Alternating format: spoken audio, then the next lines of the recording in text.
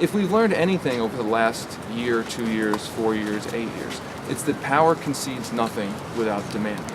If we don't take opportunities to simply ask senators to fulfill the promises that they've made to voters, the promises that they're campaigning to voters on, the promises that they are fundraising off of, if we don't ask them simply to fulfill those promises at the most opportune times, then things like the public option, things like anything they promise will never be legislated into law.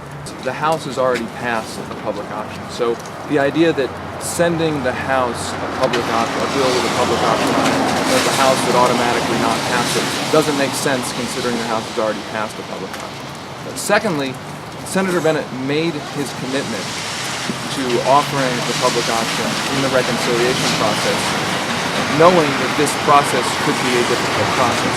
He shouldn't have made the promise unless he was willing to fulfill the promise. His arguments about process are basically an argument that it's difficult to do this. But don't make promises that you're not willing to keep, no matter how difficult they are. And I don't think it's asking too much simply for him to follow through. This petition was signed by 35,000 Americans in the last 4 days, asking him simply to follow through on that promise. He's learning a lesson now, that there's a difference between saying you want to do something, making a promise that you want to do something, and actually doing it when it gets difficult. Without a public option ends up being a giveaway to the insurance and drug companies, and that this is one of the main tools, if not the only tool, to get the insurance companies under control.